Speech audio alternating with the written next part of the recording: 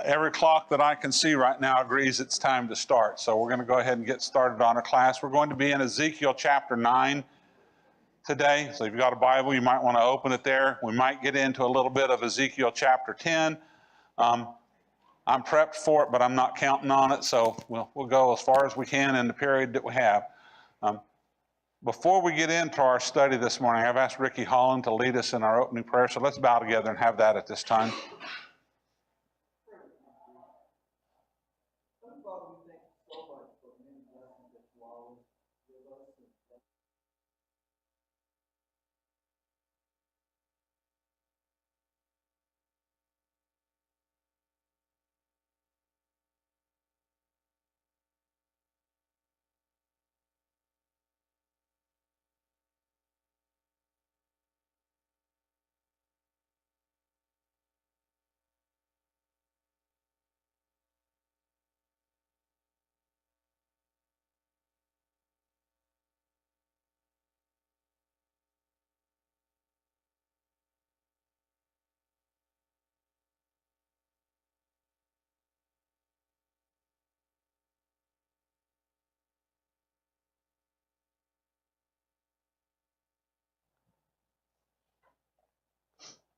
So, we're in what's called the temple visions in the book of Ezekiel, and this is a series of visions that are centered around the temple in Jerusalem. Last week we looked at the opening temple vision where Ezekiel goes into the temple to see what's going on there.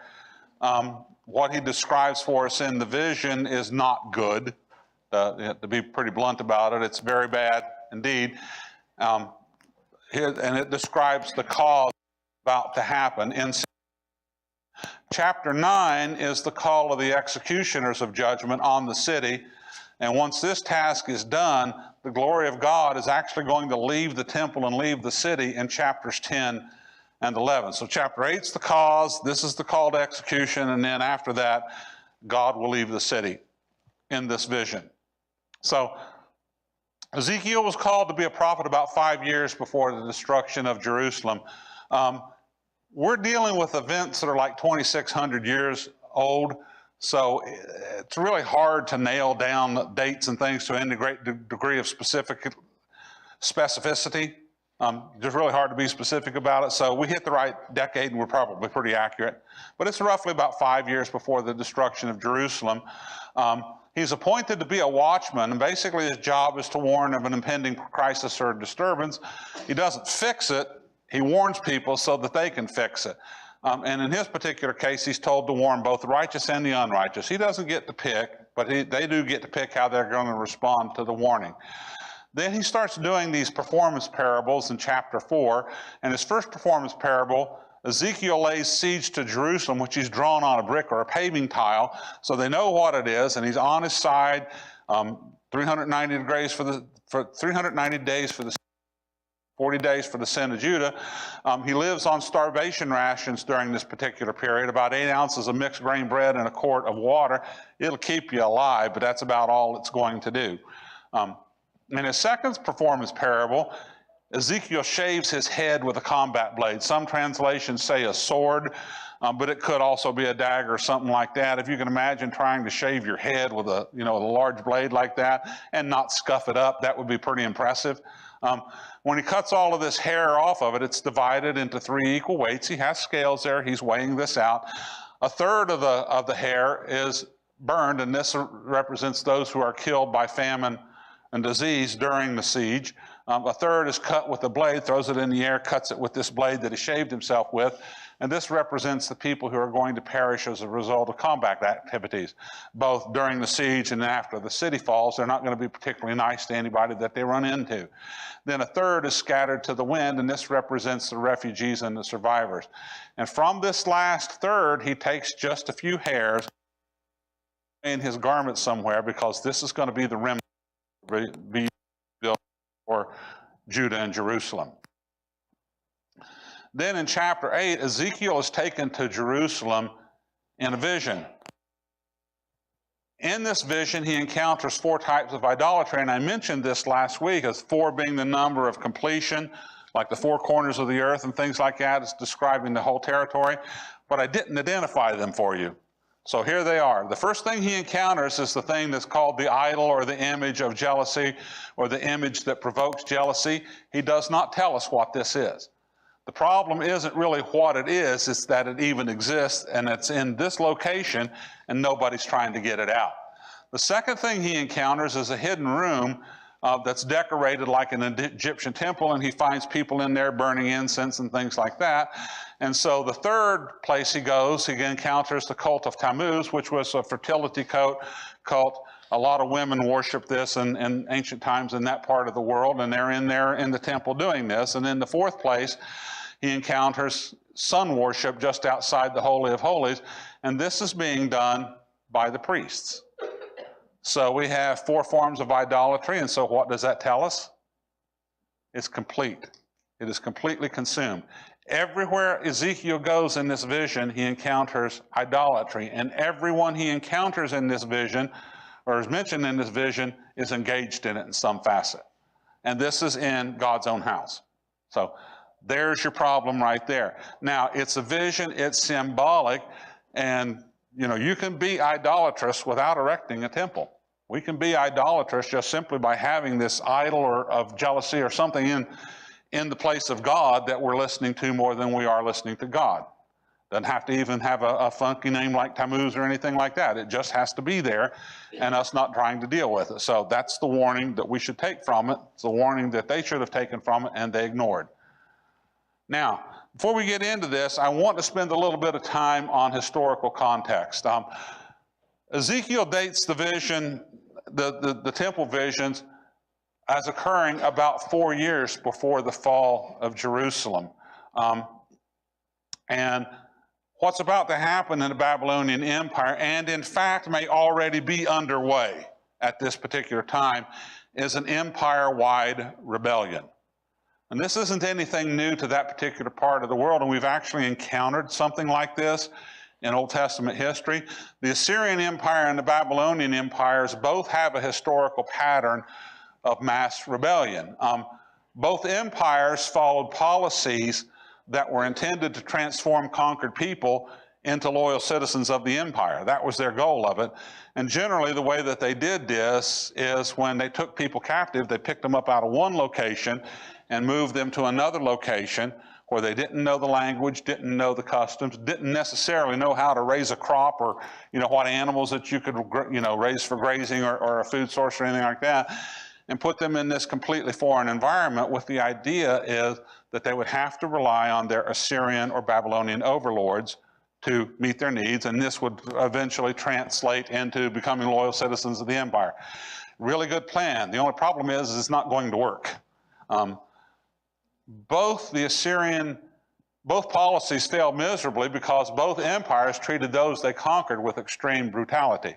And if the Assyrians were at the gates, they would offer you a choice.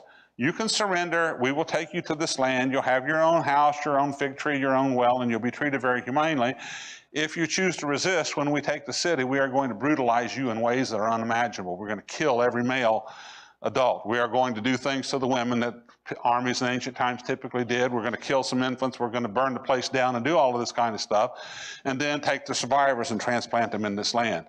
So problem number one is if you survive that type of encounter, what are the odds you will develop any sense of loyalty at all to your conquerors? Zero. Absolutely zero. And so with the Assyrians, they were under constant periods of rebellions, and we read about one of those in the Old Testament in the reign of Hezekiah.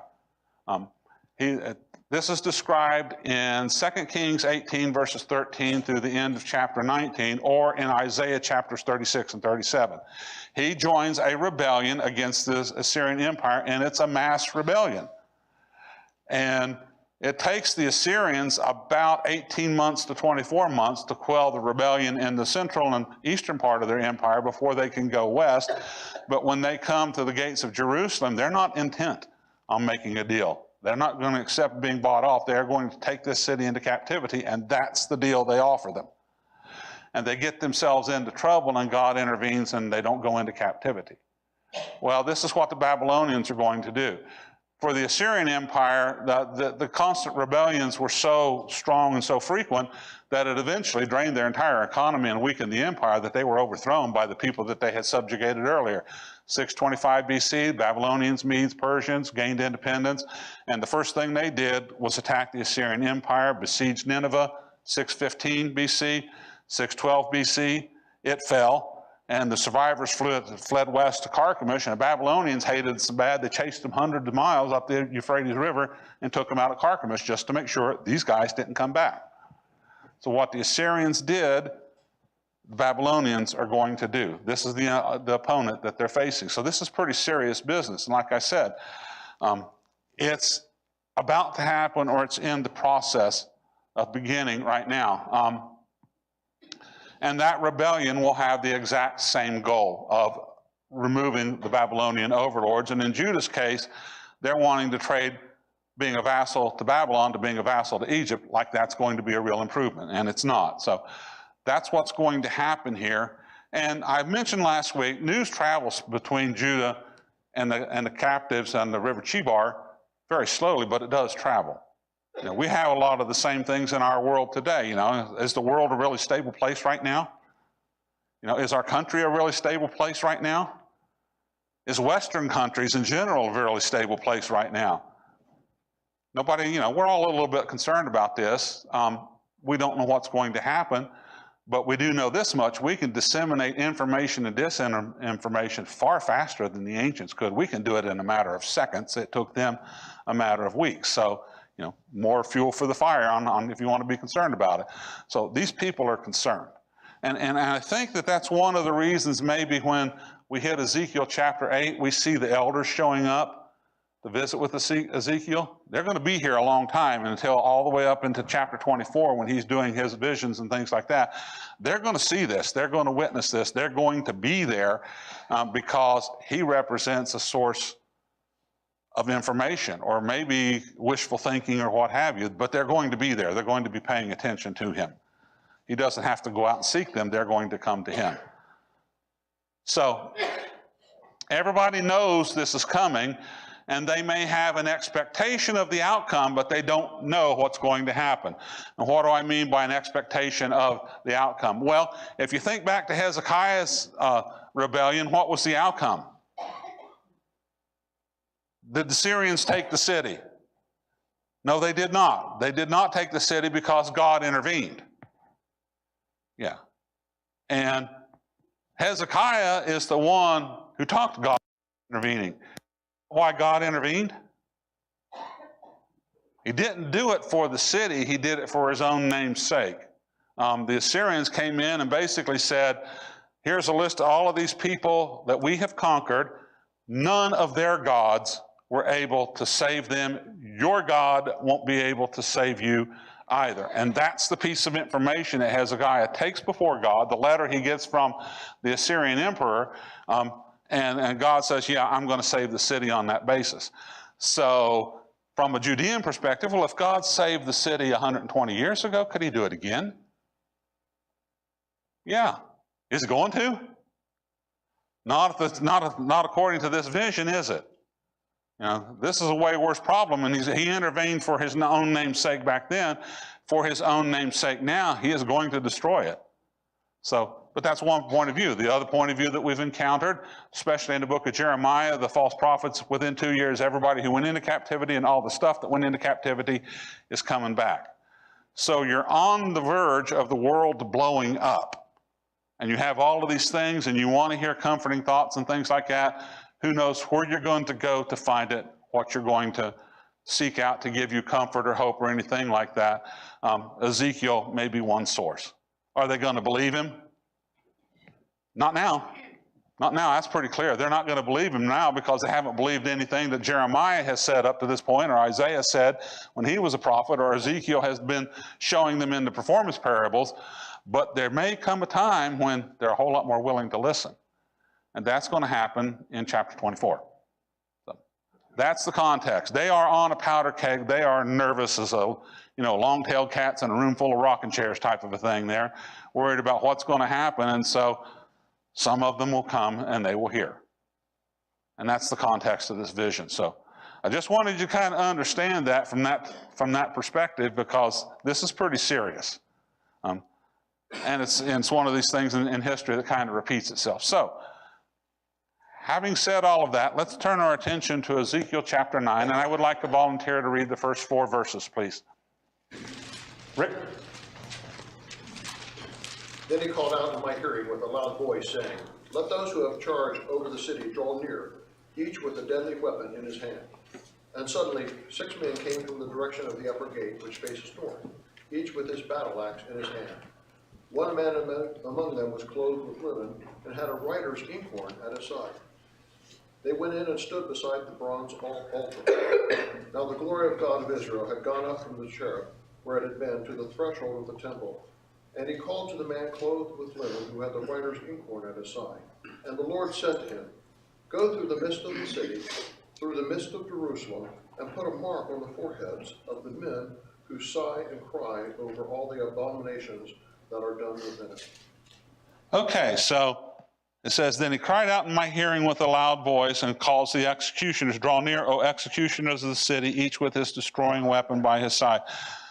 There's been a lot of crying out with a loud voice in this vision. In Ezekiel chapter 8, verse 18, just the previous verse, God says, "I will deal in my wrath, my eye will have no pity, nor will I spare. And though they cry in my ears with a loud voice, yet I will not listen to them." Now, a loud voice in this context indicates a strong emotional response. Pain has a way of doing that to you. When I went into the emergency room because my gallbladder was acting up, that was some of the most pain I ever had in my life. A number of people who have shared their gallbladder experiences with me have said that is the most intense pain I have ever had in my life. I mean, it was like, I don't even want to be conscious for this. If you've got something in there that'll knock me out for the next 2 weeks, I want it now, kind of a thing. And that thing is that big, really slugging above its weight there. I don't wish that on anybody. You know about it if you've had it. It causes us to cry out with a loud voice. Now, God is in intense emotional distress as well in verse 1, isn't he? Why? What did we read about in verse 8, in chapter 8? Every source of strength, power, comfort that these people had was something other than God. They were taking hope in anything but God, and he was the only one that had the power to save them. He's the only one who has the power to deal with this situation. And so they're going to he's going to have to deal with this, and he's not going to be listening to them here.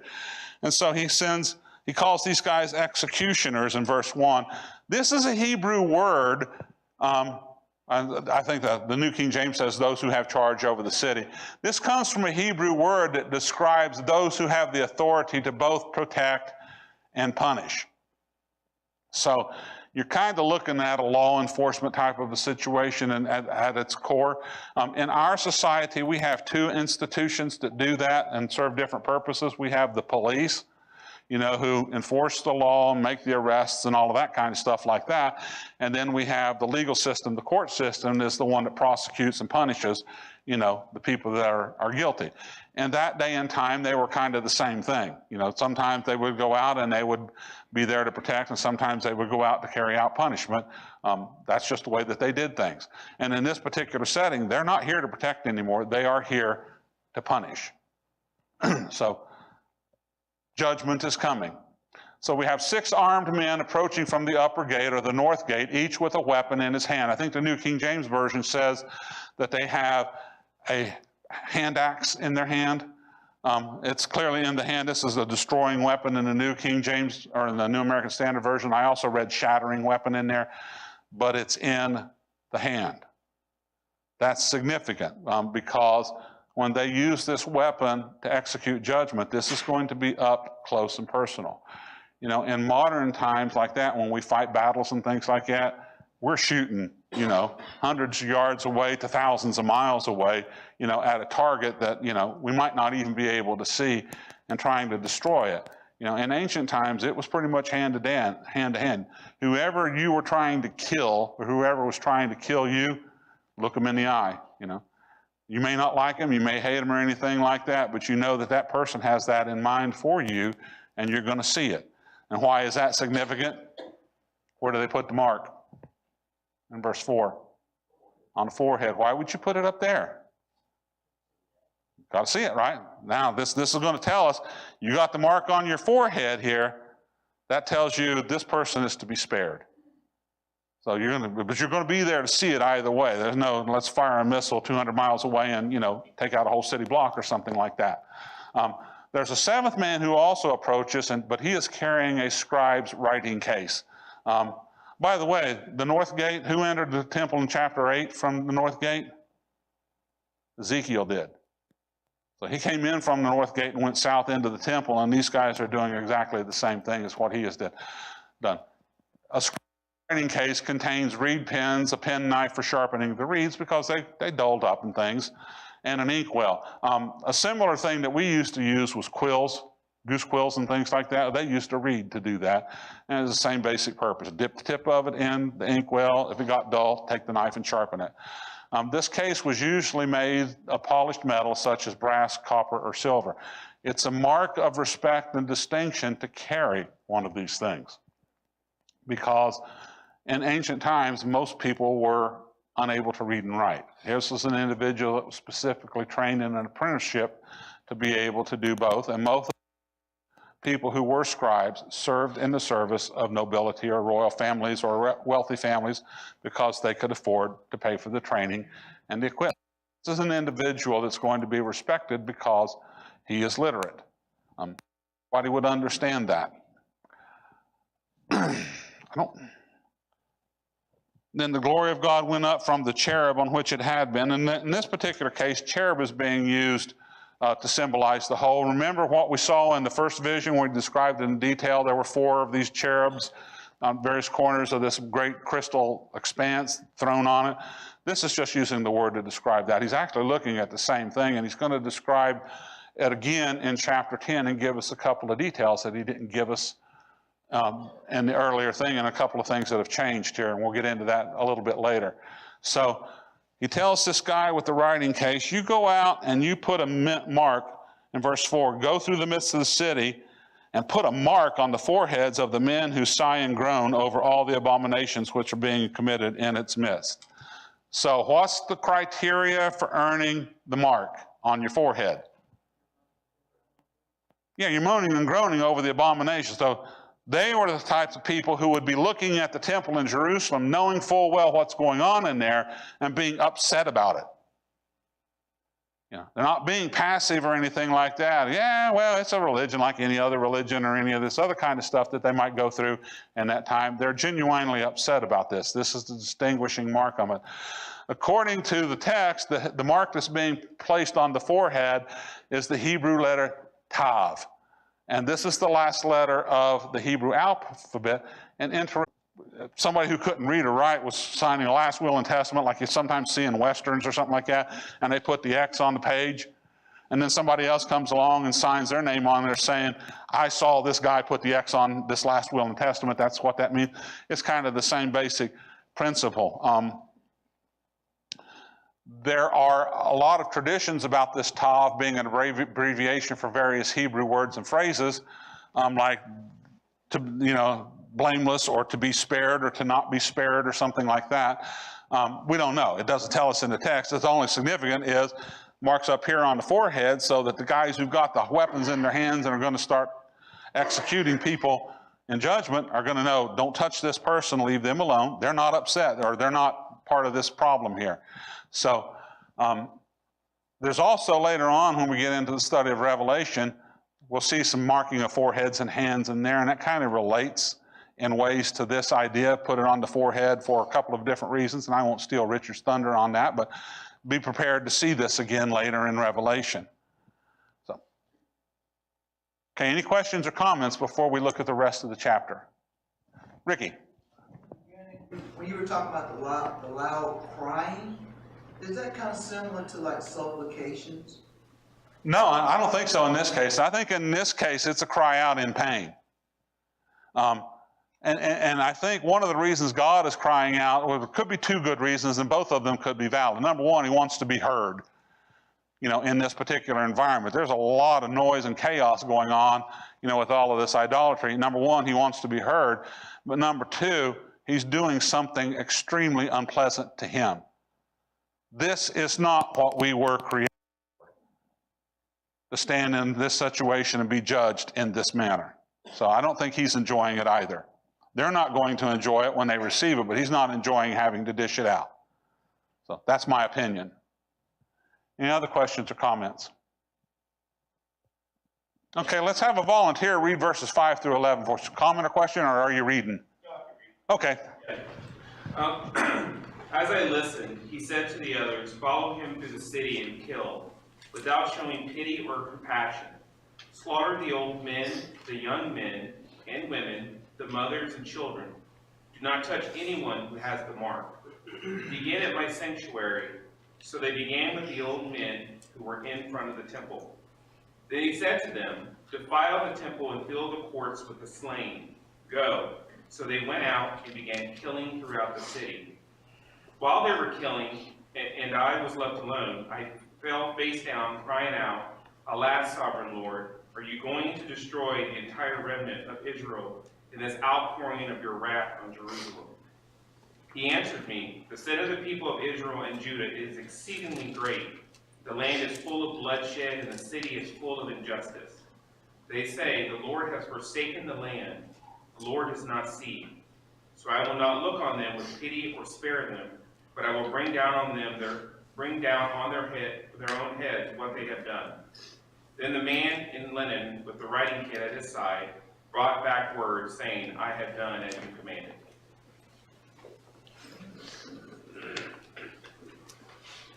So in verse 5, we see this, it says, "Go through the city after him and strike, and do not let your eye have pity and do not spare." So this is God talking to his executioners, and he's using this "do not have pity, do not spare" phraseology here. And this is actually 3 times in Ezekiel. It's used in Ezekiel 5:11, 7:4, and 7:9.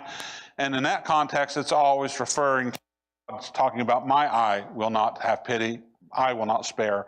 And now he's telling the executioners, your eye can have no pity, you will not spare. Again, this is a painful thing to have to do, but you'll notice and also in verse 6, where is this cleansing going to begin? In the temple. Why the temple? Exactly. Yeah, that's the center of what's wrong with it, isn't it? That is the thing that crept in from the outside, has taken root and taken hold, and it represents the character of the nation. This is the thing they value. When Judah at this time, being basically a pagan nation, would look at the temple and say, "We are God's people, we have God's temple." And they would look at it from a pagan perspective, again saying, God's got to protect this temple. This is the only place in the world he's getting worshiped, which isn't true, but in this sense of the Mosaic Law, it is true, but that's not what's being worshiped here anyway, isn't it? So this is the thing that now represents the center of it all. And so this is where it's going to start, this judgment and this execution. 2 Chronicles 36, verses 15 through 18. This is the chronicler talking about the destruction of Jerusalem. He says, "And the Lord, the God of their fathers, sent word to them again and again by his messengers, because he had compassion on his people and on his dwelling place." So does God want to protect his temple? Yes, he does. He wants to protect his people too. He says, "But they continually mocked the messengers of God, despised his words, and scoffed at his prophets, until the wrath of the Lord arose against his people, until there was no remedy." So we are in the position spiritually of there is no other option. There is no other option whatsoever. This has to be dealt with. This is not the first time in human history God has had to have a major judgment. We think of the days of Noah. We think of the pagan nations. We can even look at the Assyrian Empire, of a major empire that got judged for its sins against, the nations around it here. This is there was no other remedy at this particular point. It says, "Therefore he brought up against them the king of the Chaldeans, who slew their young men with the sword in the house of their sanctuary, and had no compassion on young man or virgin, old man or infirm. He gave them all into his hand." So That's the description of what's happened. This is what Isaiah or Ezekiel is telling them this is going to happen. Had they listened to Isaiah, had they listened to Jeremiah, had they listened to Ezekiel, this didn't have to happen. So, but they're here on this time in this place facing this judgment because they didn't. So that's really the core of the problem. So the punishment was to begin with those who brought idolatry closest to the holy place. This is, where was that at now? Yeah, verse 6. He says, you shall start from my sanctuary. So they started with the elders who were before the temple. And these are the people, the 25 elders there were priests. And in chapter 8, we saw them standing outside of the Holy of Holies with their back turned to God, worshiping the sun. So if there was anybody in this whole scene or scenario that should have known better, was these guys, right? And they didn't. I mean, they weren't doing any better than anybody else was around here. So that's where it's going to start. Now, he says, defile the temple. Well, normally, those being executed would have been taken out of the temple if it was possible to do so. Why? Because coming into contact with the dead made one unclean. And, priests in particular were forbidden to do this under most circumstances. They were allowed to for a really close relative to mourn them or to be in contact with that in that sense, but because they were holy, they were commanded not to do that. Well, what's the status of the temple before they even start the execution? It's unclean, isn't it? Like, it's severely unclean. So if you add 2 more drops of uncleanness to the situation, what have you done? Nothing measurable, have you? It's already unclean, so it doesn't really matter at this particular point. And so once we get down to verse 8, and once we're done cleansing the sanctuary, who's the only person in there left alive? It's Ezekiel, the guy who's having the vision. He's the only one who's left alive here. And he again speaks out. He says, alas, Lord God, are you destroying the whole remnant of Israel by pouring out your wrath on Jerusalem? Do you think he found this painful? Yeah, he did, and rightfully so. This is painful, and it's just unimaginable what he's having to witness in a vision. So, and this is one of the rare occasions where Ezekiel utters any kind of statement on his own. We've only seen one previous example of this, haven't we? Remember when he was laying siege to Jerusalem and he was told to bake his bread over human dung? And he said, can't do it? God, can you please change that? And he says, okay, cow's dung. Well, I'll give in on this, let you do that because I know it makes you very uncomfortable, but you have to do it this way. And so then he gets an explanation for this judgment. Why? Because their sin is great and the land is full of blood. Back in Ezekiel 8, chapter 8, verse 17, he describes the house of God as being full of abominations and violence. This is the abominations of violence. It is full of blood. They are murdering each other, and as part of the consequences of engaging in this form of religious practice, we do tend to do that. When we lose sight of who we are with respect to God, we lose sight of who we are with respect to each other, and that's a whole different dynamic than what we should be having with each other. You're a victim now, or I'm a victim, in that type of a paradigm. So describing it as being violence or full of blood is a good characterization. And so while God does not offer Ezekiel any direct hope of preserved remnant, a remnant has already been, in fact, preserved.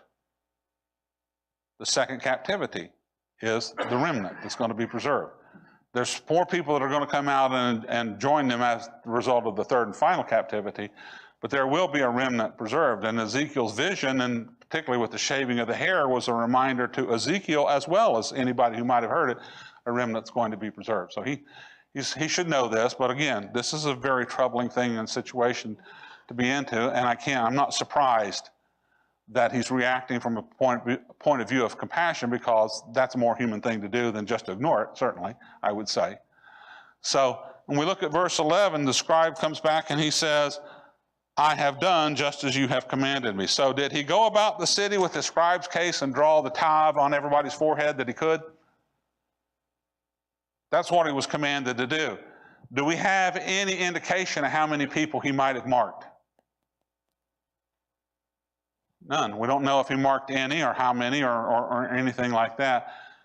But the option for mercy was still there. The effort was made to identify those who were still faithful to God and save them from the finality of this judgment.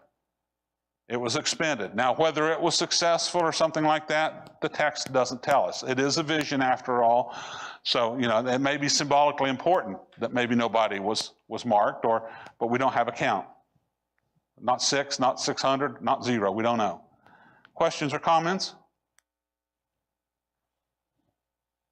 Yeah, this is a vision, and this is terrifying stuff. The reality will be worse when it happens. It will be worse. I don't think I want to get into this today. Yeah, we got time. Let's go ahead and have a volunteer read verses 1 through 7. Sharon? As I continued to watch, there on the expanse above the heads of the cherubim was a massive sapphire stone that resembled a throne in form and appearance. The Lord spoke to the man who was clothed in white linen, telling him, "Go between the whirling wheels under the cherubim and fill your hands with burning coals from among the cherubim, then scatter them over the city."